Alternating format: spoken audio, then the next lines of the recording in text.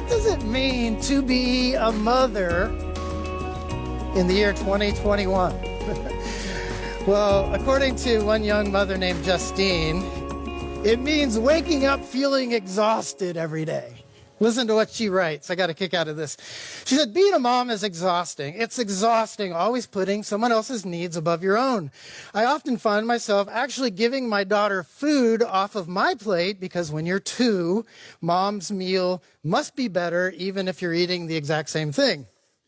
Or I'll sacrifice sneaking my own nap to lie uncomfortably with her on the couch because it means she sleeps an extra 30 minutes.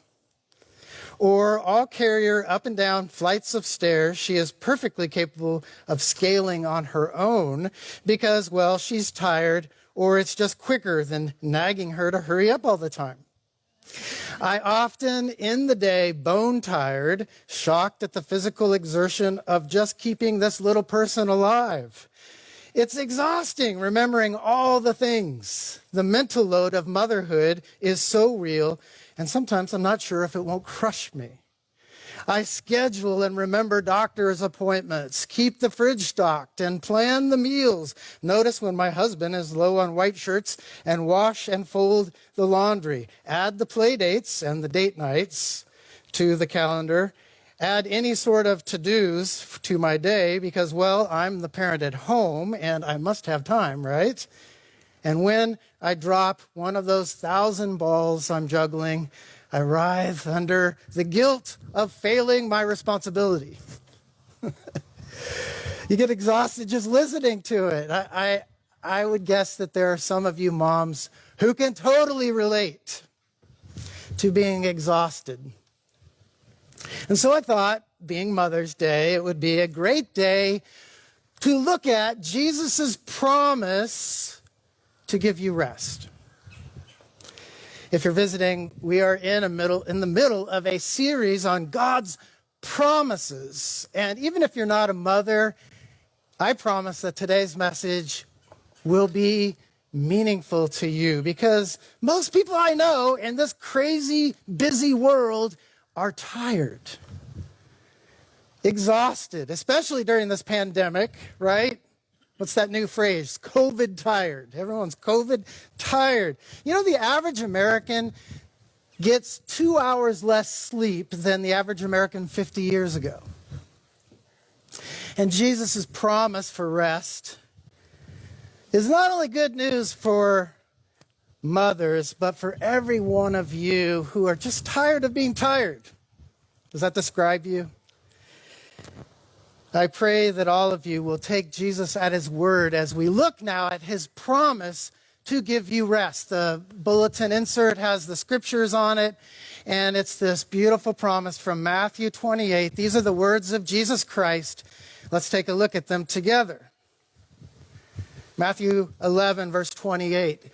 Jesus says, "Come to me, all you who are weary and burdened, and I will give you rest.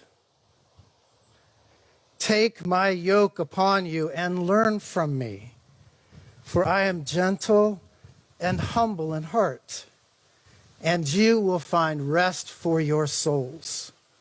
For my yoke is easy, and my burden is light." I think this is one of the greatest promises in all of Scripture when you understand what Jesus is promising when he says, "Come to me and I will give you rest." And he's not simply promising rest for your body. Did you notice? Rest for your soul. Jesus promises this deep inner rest that you can find nowhere else but him. You see, Jesus assumes that your real problem is never just a lack of sleep. It's never just overworking or a physical thing. Of course, physical rest is important. God commands it, right? And he said, don't work 7 days a week. One of the 10 commandments, take one day off to rest and worship. God knows how you're wired. He knows you need physical rest. You're not a machine. You need physical replenishment. and sleep is a part of that. Scientists tell us that, if you sleep all night, but you don't get REM sleep, rapid eye movement sleep, if you don't get that couple hours of REM sleep, then you will wake up exhausted. And as I read this promise of Jesus Christ, I think that he is speaking of a kind of REM rest for the soul.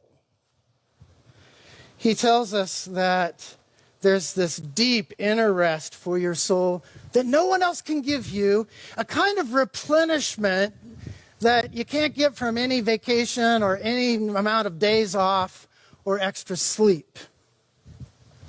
And this morning I want us to ask 3 questions about this promise Jesus makes about rest. And first is, why is your soul restless and weary?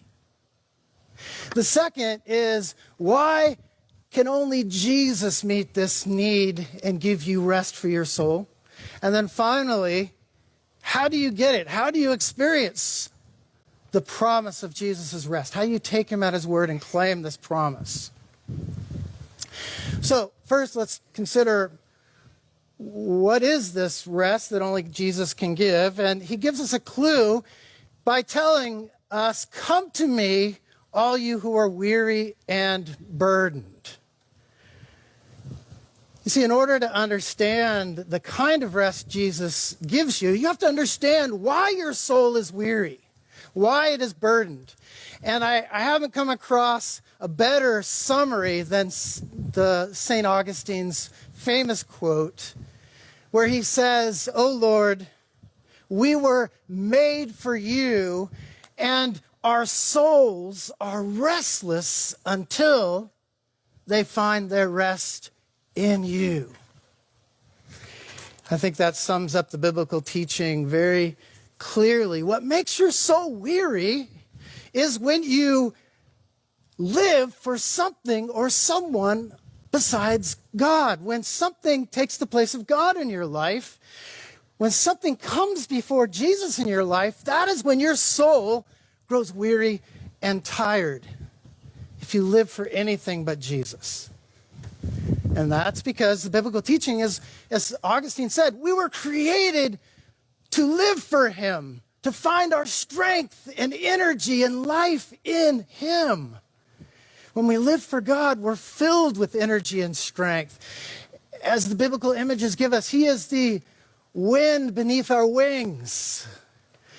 He is the gasoline that drives our engine. He is the electricity, if you would, that lights up our life to shine for his glory. We're created to live on God, in God, for God. And that's the problem that we have as sinful human beings, is that if we don't live for him, we will live for something else. And whatever that is, whatever you live for besides God, will suck the life and energy right out of you.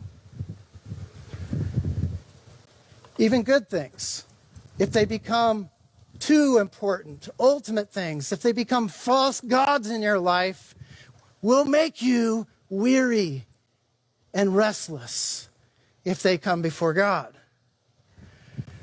For example, since it's Mother's Day, moms, being a mother is a calling, it's a responsibility, it's a good thing from God. But if you live for your children, if they become the most important thing in your life, then your soul will become weary for always striving to become that perfect parent that the world says you should be. You will obsess.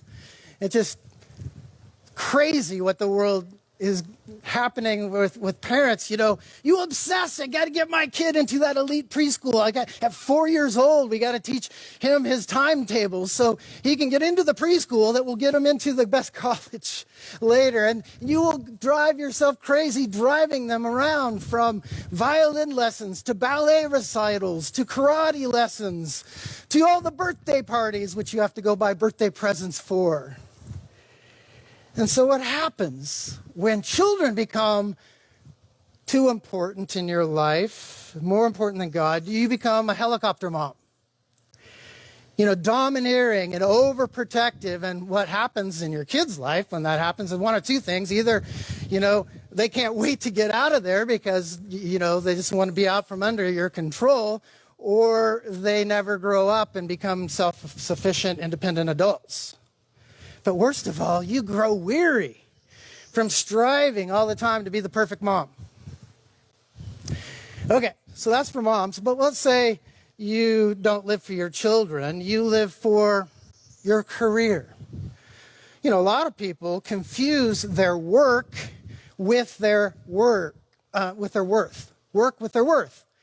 They believe that, if I really work hard, if I succeed at my work, then I'm valuable. If I achieve a lot, then I am worth a lot. And so what happens is they become workaholics. They work 80-hour weeks, but they neglect other important things in their life, relationships with their family, with their friends, even their own health.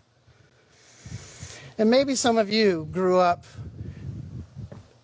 feeling like you're nothing special. I'm a nobody. Perhaps you had a parent or a teacher tell you that you're worthless, you'll never amount to anything.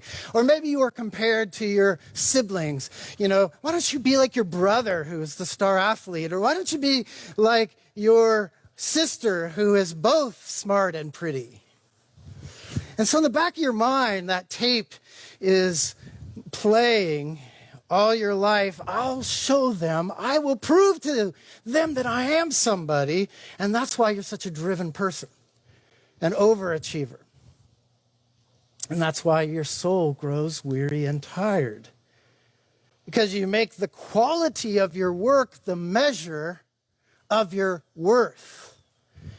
You're living to work, but you're killing yourself while you're doing it.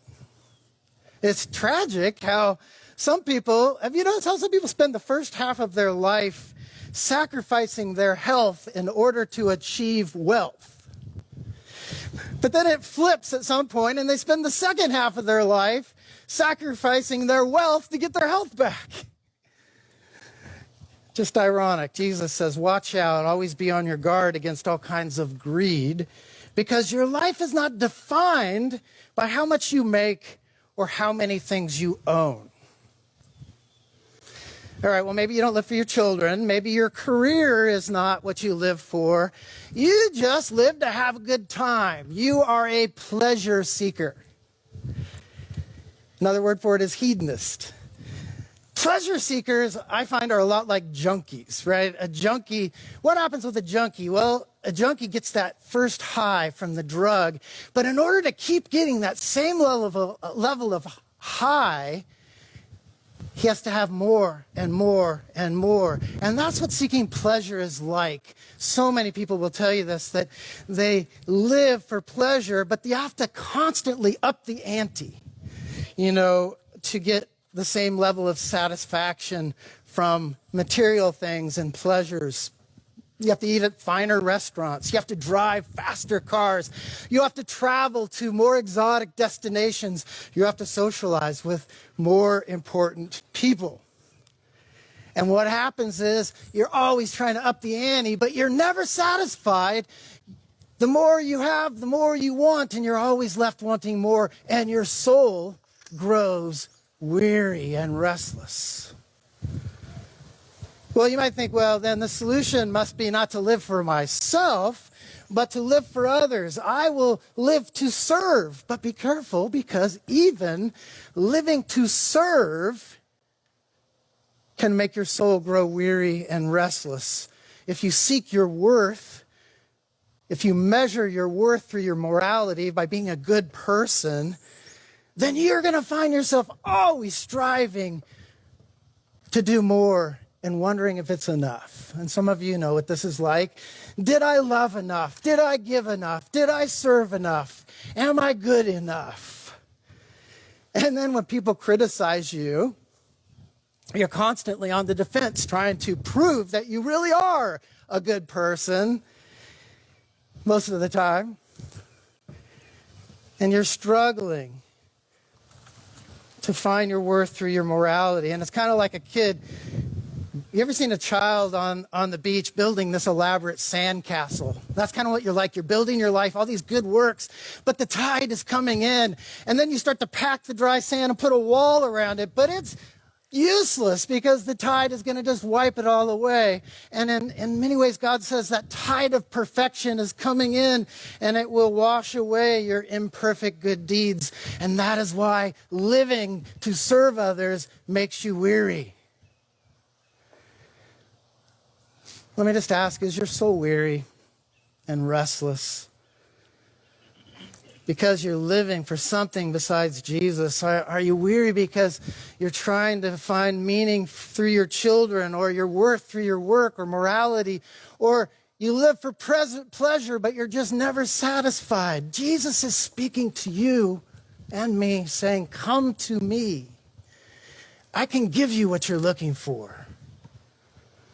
I'll give you the rest that you can find nowhere else.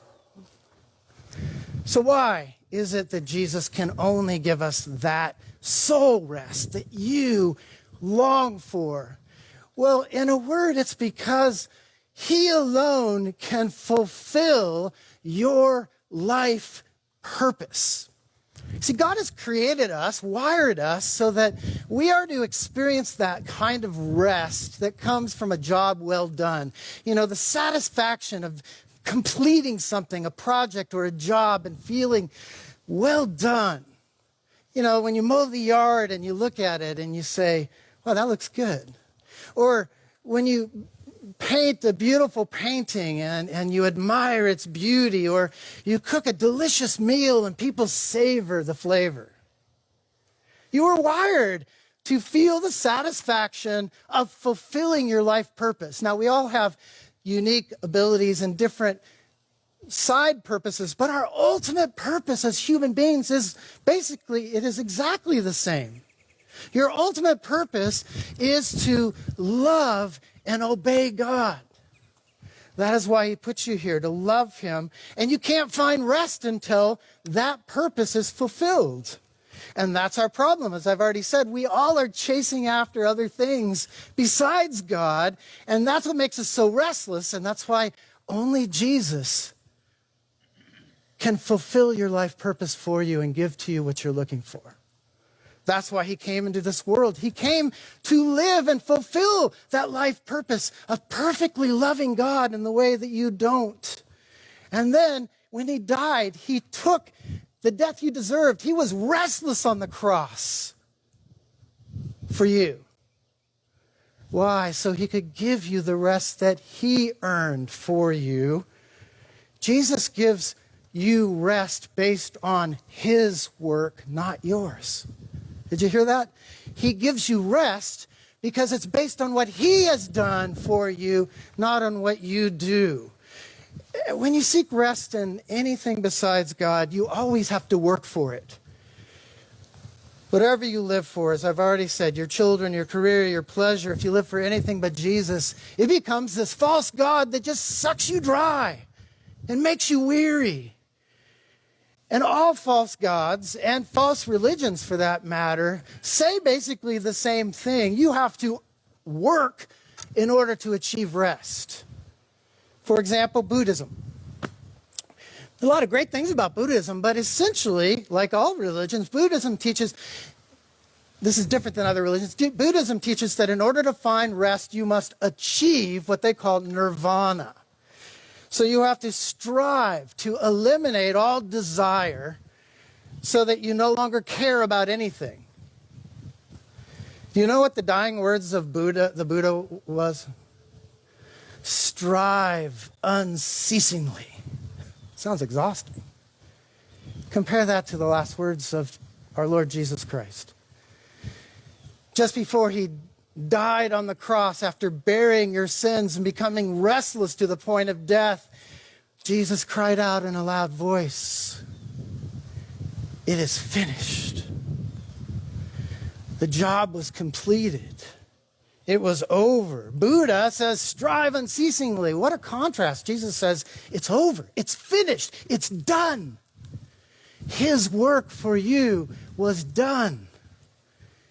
There's no more striving when you come to Jesus. There's no more earning, struggling, attaining. It's finished when you rest in his work for you. Because he attained your perfection and atoned for your imperfection. What a beautiful thing it is that Jesus is promising and giving us his rest. He completed the work the Father gave him to do, not only so he could rest, but so that you could have that rest that you so long for and desire. So let's just talk about now, how do you get it? That's why only Jesus can give it to you. But Jesus tells us 3 things that we need to do to claim this promise. Remember, this is a series about claiming the promises of God. And here are some premises for the promise. And he tells us 3 things. 1, come to me. 2, take my yoke upon you. And then finally, learn from me. Let's take a look at those 3 things. First, Jesus says, come to me, you who are weary and burdened. Now, at first we think this invitation is to everyone, but it isn't. Jesus doesn't say, come to me, you who are fat and happy. Come to me, you who've got it all together and are full of energy. He says, come to me, those of you who are messed up and struggling and tired. That's who the promise is made to. He says he promises to give rest to those who understand and admit their spiritual need for rest.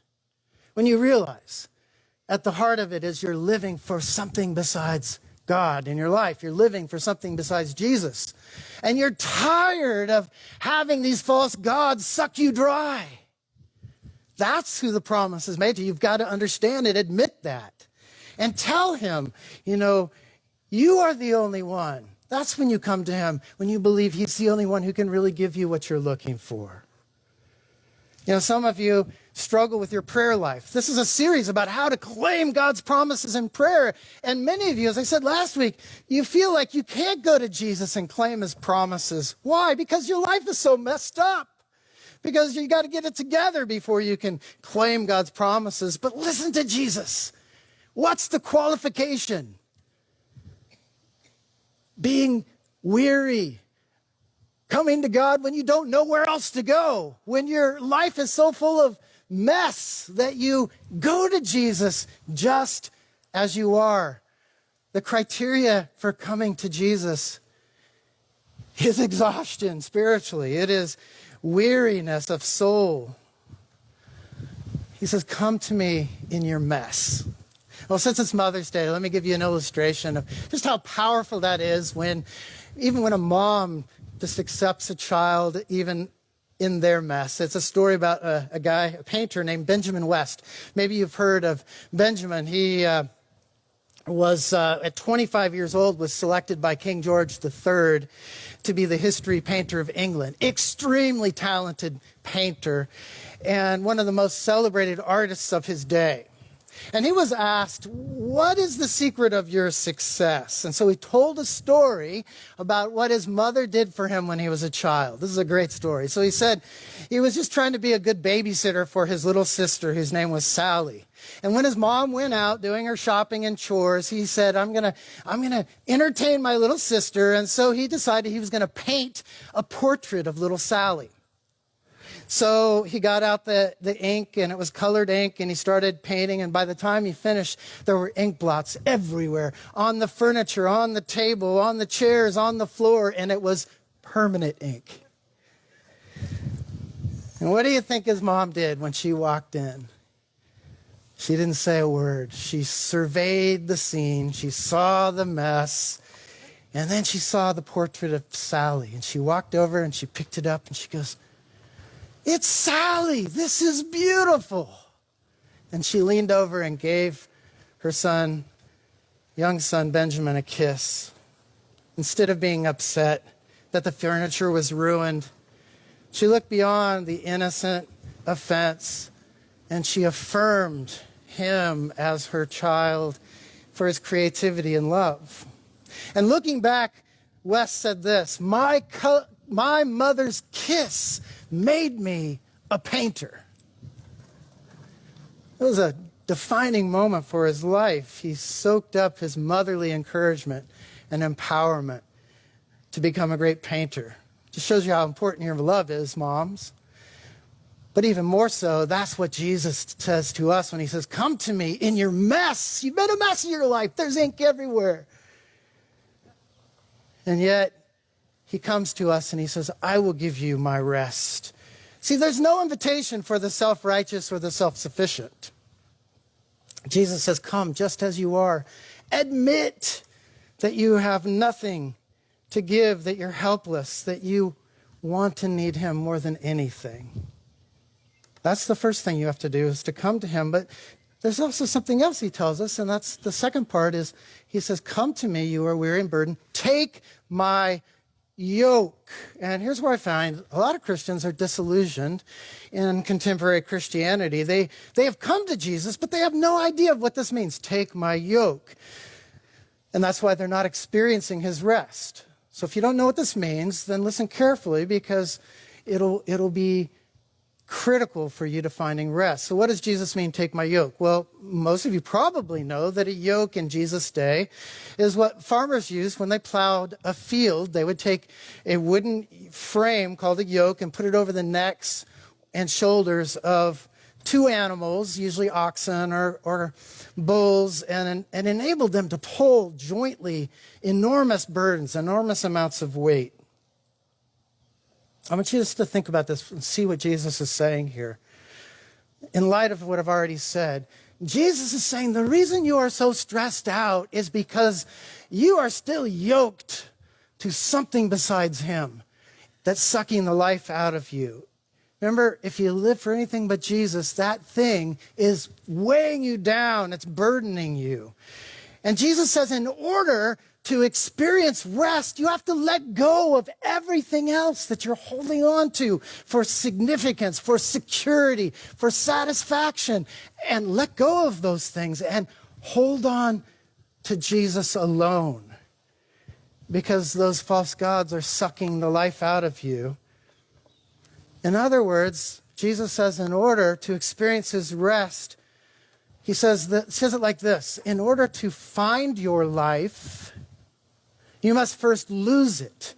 He's talking about letting go of all the other things you think that life is in and realize and put your hope in him as what you really need. But he says taking his yoke is not hard, it's easy. Some have compared it to like you're on a ship that's capsized and it's sinking and you're holding on to that ship for dear life, but you're going down with it, and someone throws a life preserver to you with a rope. It's not hard to let go of that sinking ship when you realize that that rope is going to save your life. And that's what Jesus is saying. My yoke is easy. Take it. Let go of these things that are sucking the life out of you.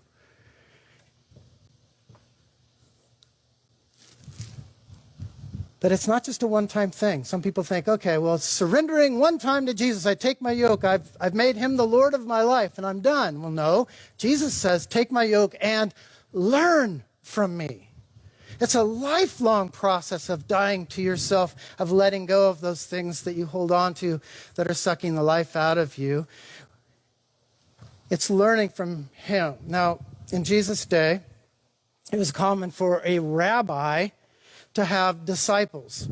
And essentially the rabbi was a teacher and a disciple was a learner. That's essentially what being a disciple is being a learner. And many of the rabbis in Jesus' day, however, they put heavy burdens on their people in their teaching. So in Jesus' day, a yoke was often a symbol of God's law, the Torah. And it was, in the Old Testament, it's a symbol of submission to authority. Yoke is submitting to authority. And Jesus taught that these rabbis, these teachers, the Pharisees, they were laying these, he said, you lay heavy burdens, rules upon rules for people to follow, but he says, you don't even follow them yourself. And he's saying, I've come to give you a yoke, a way to submit to God's authority that lifts the burden, not adds to it. Interesting, the Greek word here, and when Jesus says, my yoke is easy, this word easy also means custom built or tailor made. What Jesus is saying is that I've got a yoke for you, when you put it on, that's tailor made for you.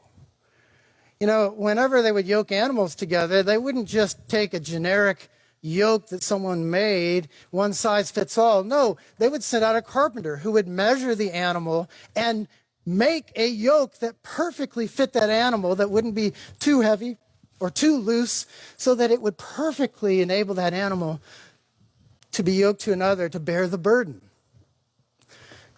Think about what Jesus is saying here. I know you intimately. I have made your yoke personally for you. I will not allow you to go through a trial or a temptation that is too much for you to bear. I will custom make my yoke so that whatever you're going through is not going to overwhelm you. If you're perfectly yoked to me, all you have to do is just learn from me. And another thing about yoking animals together in that day is they would never yoke two different kinds of animals together. It would always be the same kind of animal and same size. And both of these animals had to be obviously moving in the same direction at the same speed, same timing. And think about what Jesus is saying when he says, learn from me as you're yoked to me, as you submit to my lordship.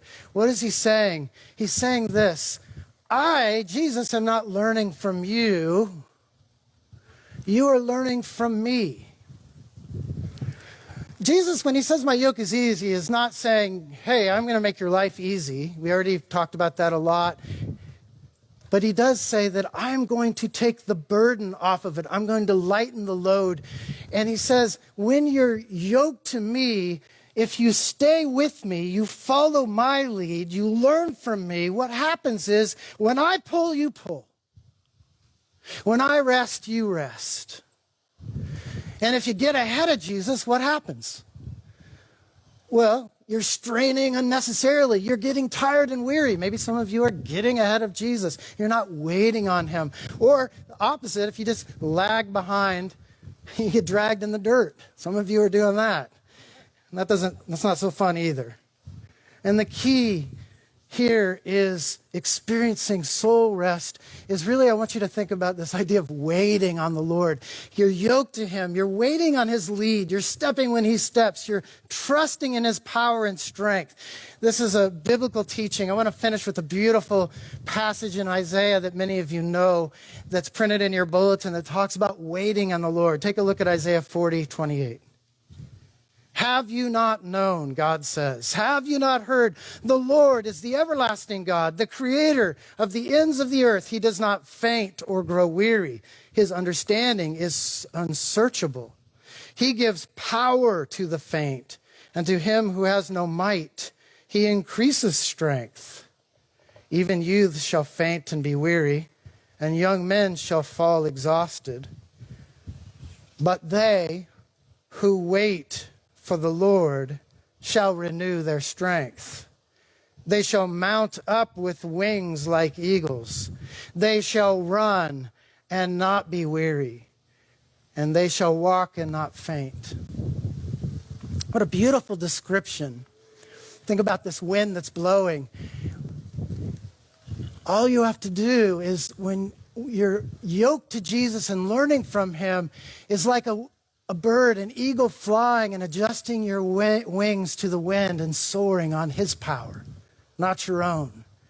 That's what life with Jesus is. I'm going to kind of bring it into modern terms. I was thinking just on the way here in my car, I grew up loving to ski, downhill skiing, but I tried cross-country skiing a few times, and I didn't like it. Oh, no offense if you like cross-country skiing, but you got to work when you cross. You have to make yourself move. You're fighting against gravity, especially if you have to go over hills. But downhill skiing, well, you just hop on a chairlift and you get up to the top and let gravity do the work, and you enjoy. It's still work. You still get tired, but it's a fun tired. I think that's a great way to think about it. I mean, I think like Jesus takes us to the top of the mountain on a helicopter and he lets us go and we just ski down on his power. But in order to experience this, you have to get on that chair and let him lift you. You have to let go of all these things you're holding on to. And you know what those things are that are making you weary. Wait on the Lord. Be yoked to him. Learn from him. Follow his lead.